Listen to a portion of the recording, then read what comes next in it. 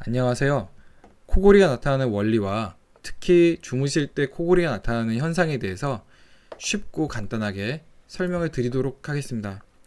먼저 엑스레이 사진을 보면서 두 장의 사진에서 이제 차이점을 좀 보실 건데요. 왼쪽 사진을 보시면 왼쪽 윗니, 앞니, 아래 앞니. 일반적인 평상시 사진입니다. 윗니가 아래보다 좀 앞에 있는 사진. 오른쪽 사진을 보시면 윗니랑 아랫니랑 앞니끼리 물고 있는 걸 보실 수 있죠. 이분 같은 경우는 평상시 물고 있을 때 보면 뒤쪽에 있는 목구멍, 기도가 보이는데요. 목구멍 뒷뼈하고 앞쪽에 있는 목젖하고 앞뼈하고 사이가 조금 좁은 걸 보실 수 있습니다.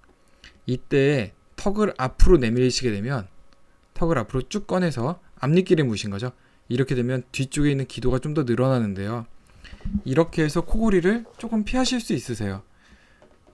이게 뭐냐면 지금 이건 서서 찍은 사진이지만 이 상태에서 누우시면 이 턱 쪽에 있는 살들이 누운 방향을 향해서 더 붓게 됩니다. 그러면 좁아져 있던 기도가 더 좁아지고 여기에 침 같은 게 같이 들면서 목구멍이 좀 막히게 되는 거죠. 그리고 위쪽에 코로 통하는 상기도 부분에 목젖이나 이런 부분도 같이 뒤로 처지게 되는데요.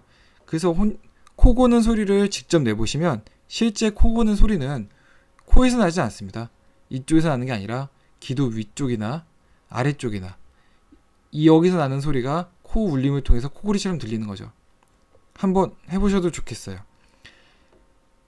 이런 상황에서 이 살들이 뒷벽으로 붙지 않게 하기 위해서는 지금 효과적인 기구로 턱을 앞으로 내밀고자 하게 하는 기구가 있는데요. 그렇게 되면 턱이 앞으로 나오면서 이 주변에 있던 살들이 다 같이 앞으로 당겨지게 됩니다. 누워있다고 생각하면 누운 상태에서 그 뒤로 처지는 살들을 위로 드는 거죠. 목구멍은 보시면 턱이랑 위랑 떨어져 있잖아가 아니라 하고 거울을 보시면 목구멍은 하나로 다 이어져 있기 때문에 이쪽 살들이 앞으로 나오면서 위쪽이나 기도 쪽에 관련된 살들을 다 들고 당겨주기 때문에 이 기도가 좀 더 편해지는 거죠. 다음 슬라이드를 보시면요. 좀 더 이제 엑스레이 지우고 간단하게 보겠습니다. 이건 얼굴 안면선이고요. 치아, 턱뼈, 그리고 뒤에 기도가 보이죠. 왼쪽에 비해서 턱을 내밀었을 때 기도가 좀 더 넓어진 걸 보실 수 있습니다. 이렇게 여기와 여기를 비교해 주시면 되고요. 얼굴형도 다 지워버리면 이렇게 기도만 남게 되는데요. 엑스레이에서 보시면 딱 이 부분이 되겠죠. 자, 이거를 색깔을 좀 바꿔서 같이 비교를 해보겠습니다. 이렇게 돼보시면 차이를 느낄 수 있는데요. 이 정도만으로 해서 기도 쪽에서 나오는 코골이를 방지할 수가 있게 되겠습니다. 실제 장치를 낀 사진을 보실게요. 이 사진을 보시면 앞니 위치를 보시면 왼쪽에 장치를 착용하기 전에는 위 앞니는 앞쪽에, 아래 앞니는 뒤쪽에 있고요.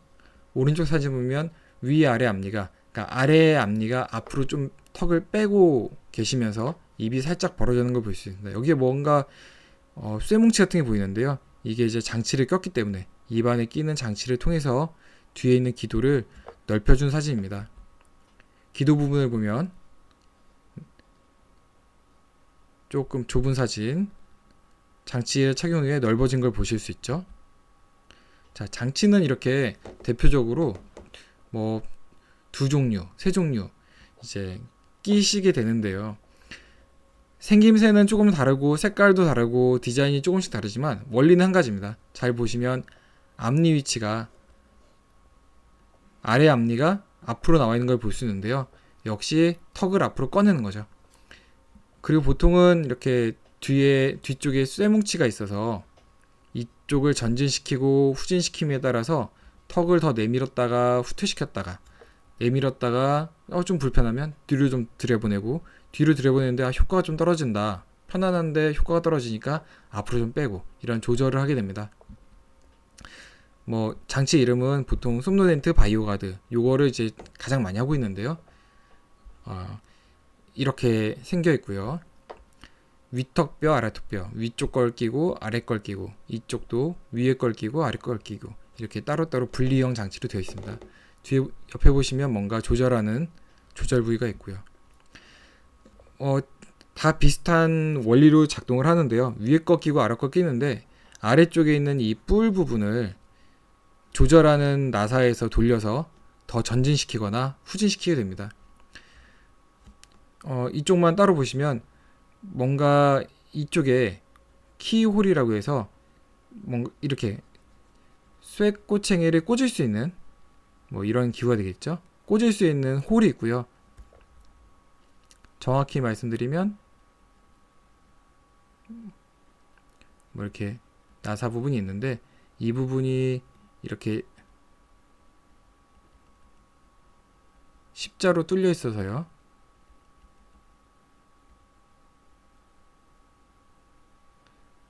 이쪽, 이쪽, 이쪽, 이쪽 네 군데 구멍이 있어서 계속 돌리면서 다음 구멍이 나타나고 다음 구멍이 나타나는 식으로 조절을 할 수 있게 되어 있습니다.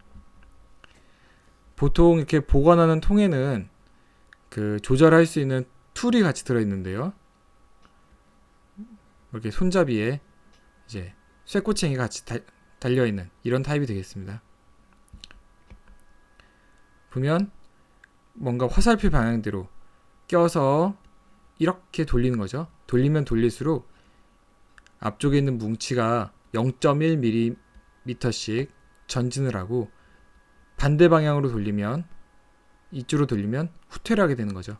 그렇게 해서 턱을 내미는 양을 조절해서 쓰게 됩니다. 이런 식으로 해서 코골이가 나타나는 기도 쪽에 좁아져 있는 걸 넓혀줌으로 해서 코골이를 방지하게 되는데요. 사실 치과 쪽이나 의과 쪽에서 수면을 다루는 학회에서 요즘 코골이에 대해서 주목을 많이 하는 이유는 사실 코골이가 나타나는 그 소리보다는 코골이와 연관된 수면 무호흡증 때문입니다.